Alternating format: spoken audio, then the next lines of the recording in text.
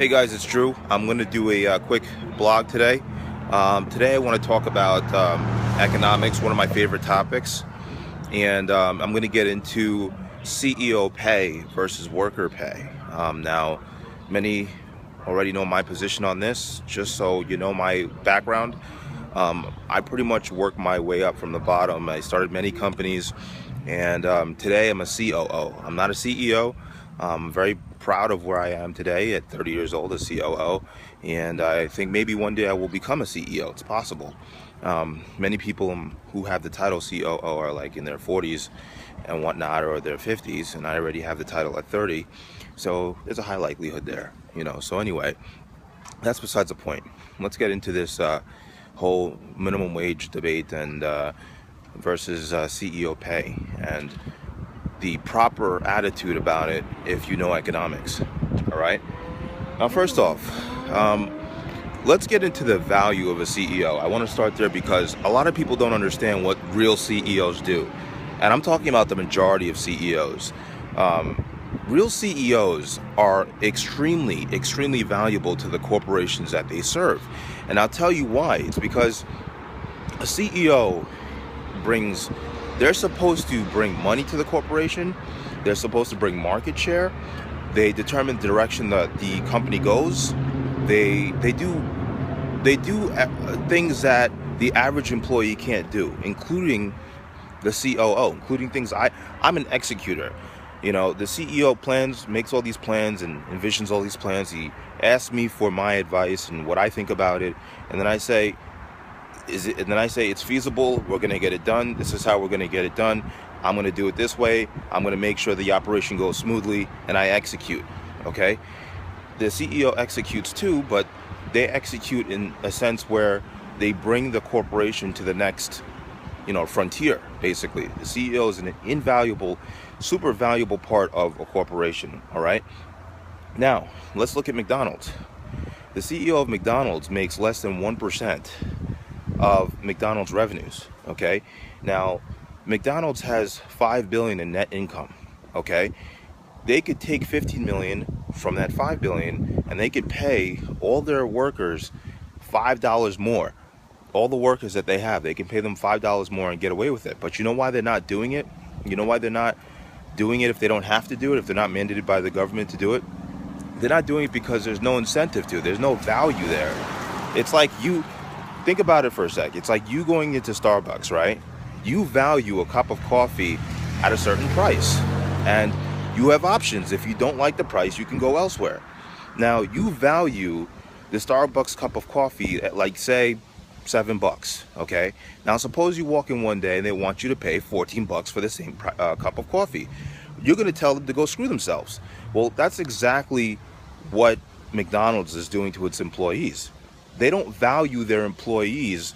I'm talking about the average employee at McDonald's, the one that makes a burger and presses the buttons and takes your order. They don't value their employees at a higher minimum wage. They don't. It's that simple.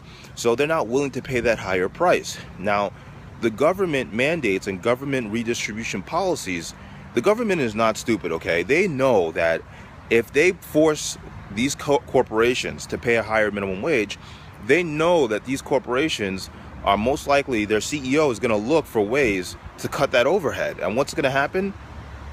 The CEO is going to fire those people, probably replace them with self-checkout machines, and the self-checkout machines will pay for themselves over the course of a few years.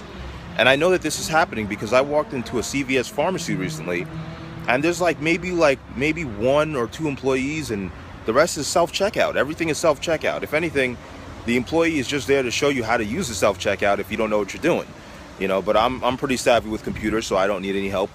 But in any case, that's it. The number of employees is growing smaller. And I think government redistribution policies that force companies to take on a heavier financial burden without considering their overhead or their positioning forces the CEO to make some drastic changes quickly. And the most drastic change that a company can make that will immediately affect their bottom line is by cutting employees. So that's what companies do. And in any case, honestly, as a person who has worked his way up from the bottom, and as a person who has started so many different businesses and side businesses, I'm not trying to marginalize the average employee, but I saw this one ad online. It was a meme, and it was a person named Janika or Tanika or something like that. And she said, I've worked at McDonald's for 8 years, and that's why I deserve a raise. If you've worked at McDonald's for 8 years and you're not a manager and you're not making more money and you're not getting the satisfaction that you want out of the job, your problem is not minimum wage. Your problem is ambition. And some people have it, some people don't. You can't guarantee outcomes, and that's not what the United States is based on. I'm not saying that we should completely get rid of the minimum wage. I'm not that far right, okay? I think there should be a minimum wage, but I think I don't think that it should be double what it currently is. And people say, well, it's to keep up with inflation. Yeah, but you have to understand, this whole country is built upon incentive. Taking or removing incentive from people who excel and people who do well to give to people who stay stagnant moves the country backwards. And that's the whole matter. So in any case, I honestly don't think that minimum wage should go to 15. I think maybe it should go to $10 at most. Some people would even argue about that. They would say no, none of that. But in any case, I would be also completely okay if it stayed the same. Those jobs are not meant for you to stay your whole life on. And I know that some people do, but those people, I guess they're unwilling to increase their skill set. They're unwilling to chase after more opportunities, because don't tell me that opportunities don't exist in America. They absolutely do, especially in the stock market, especially with starting your own business, with different jobs that you can save money and you can move up. But all too often, these people, they go out and they do things that would stop them from moving forward, and then they want the rest of society to take care of them for the bad decisions that they made. That's not the way this country is supposed to be run. Of course, we have to take care of our poor and our marginalized citizens, but we can't make them lead the country. You can't have the lowest bottom half of your society leading the country, or else they're going to lead us to exactly where they led themselves. And that's to poverty. So you can't pull down the strong to make space for the weak. That's just not. And if you're going to do that, you have to limit it. You can't do it in a way that the weak begins to lead the strong. If the weak begin to lead the strong, everybody dies. Everybody loses. And so that's how I look at this matter. I'm pretty sure I'm going to elaborate on this going forward. But it's not an elitist mindset. When I prioritize a CEO or a high achiever over the rest of society, it's not an elitist mindset.